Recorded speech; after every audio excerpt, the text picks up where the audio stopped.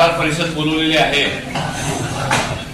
कारण आपल्या सर्वांना माहित आहे की काल कामठीमध्ये जो प्रकार घडला त्या विषयावरती आदरणीय आमचे नेते, या महाराष्ट्र राज्याचे लोकप्रिय महसूल मंत्री चंद्रशेखर बावनकुळे साहेबांनी काही लोकांनी बदनाम करण्याचा प्रयत्न केला।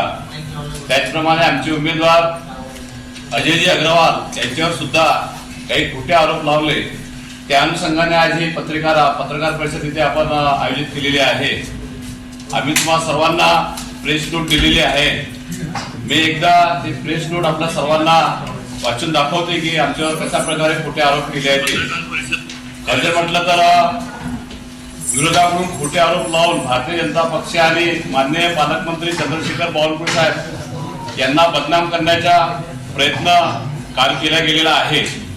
निवडणुकीमध्ये बहुजन विप्लववाद एकता मंच पक्षाला अध्यक्षाची उमेदवारी न दिल्यामुळे सुलेखाताई कुंभारे यांनी माननीय चंद्रशेखर बावनकुळे साहेब यांच्यावर गंभीर आरोप काल त्यांनी काही स्वरूपामध्ये केलेले आहेत।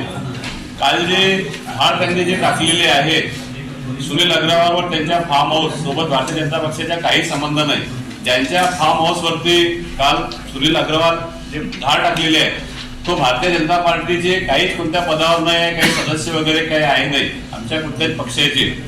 सुनील अग्रवाल हे अग्रवाल असल्यामुळे त्यांचे नाव जे आमचे उमेदवार आहेत अजयजी अग्रवाल यांच्यासोबत जोडले गेलेले आहे, पण त्याच्यासोबत असा काही संबंध नाही। आमचे जे उमेदवार आहे अजयजी यांच्यासोबत काही संबंध नाही आहे। त्यांना नगराध्यक्ष पदाची उमेदवारी मागच्या वेळेस आम्ही युतीमध्ये बहिरीमला आम्ही नगर परिषदची आम्ही युतीमध्ये त्यांना 2017 मध्ये